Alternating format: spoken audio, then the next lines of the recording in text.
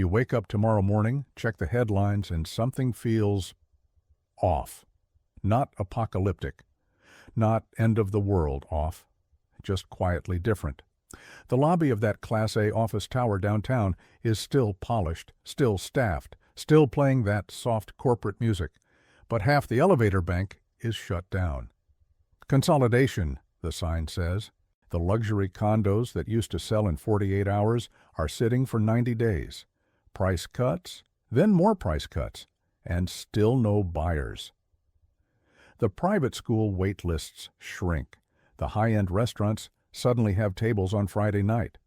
The boutique gyms start offering founder discounts that would have been unthinkable 2 years ago. Nothing is crashing on television. But the people who can read the system are already gone. In 2026, an estimated 165,000 millionaires left their home countries and relocated permanently. Not for a vacation, not for a second home. They moved their lives, their businesses, their families, and their money. And when you see the map of where they left and where they went, you realize something unsettling. This wasn't random. It was coordinated. It was the largest peacetime wealth migration in modern history, and it happened in plain sight. So the real question isn't, why are rich people moving? The question is, what do they know that you don't? Because millionaires don't uproot themselves for fun. They don't move because of vibes. They move because the risk-reward math has changed, and they can see it before it hits your newsfeed. Let me show you the pattern. By the end of this video, you'll understand what triggers elite migration, why it accelerates right before major resets, where the money is going, and how you can apply the same logic to your portfolio, even if you were not a billionaire with a private jet. Stick with me. First, we need to define what we're actually looking at. This is not rich people buying a beach house in Italy. This is a structural shift in how global capital positions itself. A millionaire is not just a person with a nice car. A millionaire is typically a business owner, a senior executive, a partner in a firm, a founder with equity, or a person with meaningful investment capital. When they leave, they don't take only cash. They take future tax revenue, job creation, philanthropic funding, startup investment, consumption, and, crucially, institutional infrastructure.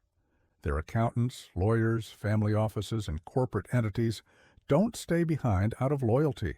They follow the money. So when 165,000 millionaires leave in a single year, it's not a lifestyle trend. It's an early warning system. And here's the first principle you need to understand. Wealth migrates when the rules become unstable, not when they're bad, when they're unpredictable. If you're ultra-wealthy, you can tolerate high taxes. You can tolerate regulation. You can tolerate bureaucracy. What you can't tolerate is waking up to a new law that changes how your assets are taxed, seized, controlled, or moved, and realizing you have no time to react. That's the trigger. And once it starts, it becomes self-reinforcing. Because wealth clusters, it wants to live near other wealth, near talent, near safety, near functioning courts. When the first wave leaves, the second wave sees the deterioration and leaves faster, then the third. That's how cities hollow out while the skyline still looks fine. Now let's talk about what millionaires are seeing in 2026, because it's not one thing. It's a stack of risks. The wealthy don't fear volatility. They fear arbitrary power. Any sign that governments are willing to rewrite property rights, impose sudden capital controls, or retroactively change tax regimes forces wealthy people to do one thing: reduce jurisdictional exposure.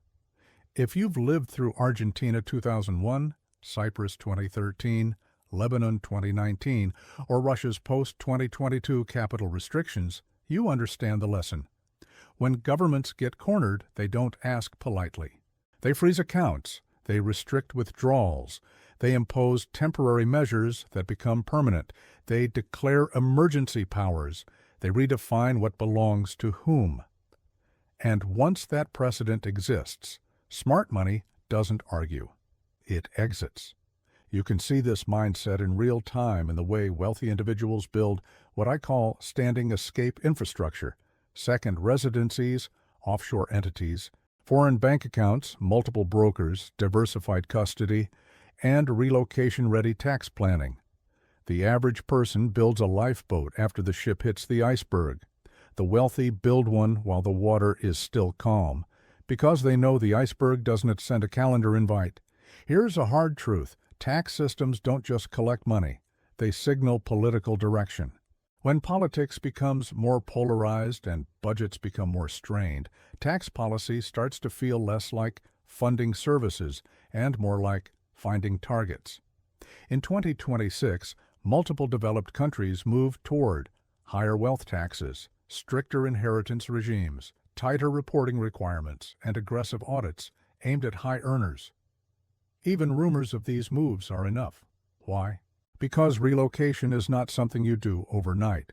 You need months or years to restructure holdings, exit residency cleanly, establish tax residency elsewhere, move businesses, and avoid forced liquidation events. So millionaires don't wait for the law to pass. They move when the headline breaks. That's why you often see a spike in departures before new policies take effect. It looks like overreaction if you're thinking like a voter. It's perfectly rational if you're thinking like a portfolio manager. Most people treat geopolitics like background noise. Millionaires can't, because their wealth is tied to global supply chains, cross-border investments, currency stability, shipping lanes, energy access, and market connectivity. In 2026, geopolitical risk wasn't theoretical. It was operational. Ongoing major conflicts with no clean resolution, increased sanctions as a standard tool of policy, rising tensions around critical choke points, energy routes, shipping lanes, semiconductors, fragmentation of trade blocs. For the wealthy, the question isn't, will this be on the news? It's, will this break settlement, liquidity, or access? If a country can be cut off from SWIFT, if foreign holdings can be frozen, if corporate ownership can be questioned, that is not politics. That's an attack vector on your net worth. So capital migrates toward jurisdictions that are geopolitically neutral or protected, financially sophisticated, and unlikely to become collateral damage in someone else's conflict. This is where it gets uncomfortable, because it's not about one country. It's about the entire post-2008 world. When governments accumulate debt faster than productivity grows, they have only a few ways out: default, restructure, inflate, tax, or suppress rates through financial repression. None of those options are friendly to savers. Millionaires don't need to predict which path will be chosen. They only need to recognize when the system's incentives have shifted. If debt loads make honest repayment impossible, then something has to give. And when something has to give, the rules change. That's the moment wealthy people stop acting like citizens and start acting like risk managers. They diversify across jurisdictions the way you diversify across asset classes. A lot of people misunderstand wealth flight because they look at skyscrapers and assume strength. But cities don't run on skylines. They run on tax bases. In many global cities, a small percentage of high earners contribute an outsized share of income tax revenue. When those people leave, the city loses tax receipts, consumption spending, philanthropic funding, and the entire service economy built around them. And the collapse is non-linear. First, luxury demand drops. Then real estate liquidity dries up. Then municipal revenue falls. Then services degrade. Then quality of life falls. Then crime perception rises. Then families leave. Then businesses leave. Then it accelerates. It's a feedback loop. The rich can see it forming before it becomes obvious because they track private school enrollments, premium real estate liquidity, commercial vacancy, local regulation intensity, and the movement of their peers. A city can feel fine right up until it isn't. Now here's where the story gets interesting. Because millionaires didn't just scatter, they concentrated.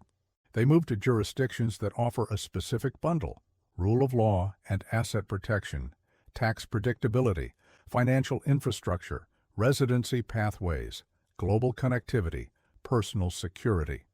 In other words, certainty. And in an uncertain world, certainty is the ultimate luxury good. The big winners of 2026 followed the same pattern we've seen building for years. United Arab Emirates, the capital magnet Dubai, and Abu Dhabi built a system designed for wealth. Residency programs, global banks, deep capital markets, zero personal income tax in many structures, and a deliberate strategy to become a financial hub. What matters isn't the Instagram version of Dubai. What matters is the institutional version, family offices, hedge funds, private banks, and legal frameworks that make wealth feel safe. Singapore, the rule of law, hedge-efficient courts, stable policy, low corruption, no capital gains tax in many cases, and a strategic time zone position between Europe and Asia. United States, still, the innovation engine. Even with political volatility, the U.S. remains the center of deep capital markets, tech talent, venture funding, and company formation. If you're building wealth, you go where wealth is built. Southern Europe, residency optionality. Italy, Portugal, Greece, various pathways that give high net worth individuals options inside the EU framework. Smaller rising hubs, niche winners, places that can offer a combination of low taxes, straightforward residency, and improving infrastructure. This isn't about best country. It's about building a jurisdiction portfolio. That's how the wealthy think. They don't ask, where should I live forever? They ask, where should I allocate myself so no single government can rewrite my life? This is the part most people miss. The wealthy aren't just moving their bodies. They're moving their capital into assets that are harder to freeze, harder to confiscate, harder to debase, and easier to transport. Three categories dominate: gold, high-quality collectibles, certain forms of art, and in some cases Bitcoin. Not because these are perfect, because portability is power. If your wealth is trapped in one jurisdiction, you are vulnerable to policy. If your wealth can move, you control the chessboard. The wealthy do not sell everything and sit in cash. They build liquidity access. For example, using high-value assets as collateral to get loans. Why? Because it gives them. Because it spendable capital without triggering taxable sales, with optionality to buy distressed assets later. This is what dry powder actually means at the elite level. Assets with demand tailwinds and constrained supply. In 2026, that often meant exposure to energy infrastructure, strategic commodities, rare earth supply chains, and productive businesses tied to real-world necessities. The theme is always the same. Own what the system needs, not what the system promises. This is where most videos fall apart because they either tell you to buy gold and move to a bunker or tell you to ignore everything. The correct approach is simpler. You don't need a private jet to copy the logic. You just need to adopt the wealthy's framework, reduce single point of failure risk. Here are 5 practical moves that mirror what millionaires are doing, scaled to real life. If all your investments are in one country, you are making a concentrated bet on one political and monetary system. A simple international allocation, developed and emerging, reduces that risk. You don't need to leave. Your capital can, not invested cash, not it's in a bank, but I can't access it. Real liquidity. For most people, 6 to 12 months of expenses. This prevents the worst wealth killer in crises, forced selling. Ask, where do my companies source inputs? What currencies do they earn revenue in? What happens if shipping lanes close or sanctions expand? What happens if rates stay higher for longer? If your portfolio is concentrated in one fragile dependency, you are not diversified. You are disguised. Tax loss harvesting, asset location, retirement account optimization. These aren't sexy, but they are how you keep more of what you earn through volatile cycles. The wealthy don't make more. They keep more. Optionality can be as simple as keeping your passport current, building employable skills that travel, creating remote income, or researching legitimate residency pathways if your situation supports it. The point isn't to panic and flee. The point is to avoid being trapped. Here's the real answer. They don't know the future. They know incentives. They know how governments behave when budgets break. They know how cities behave when tax bases shrink.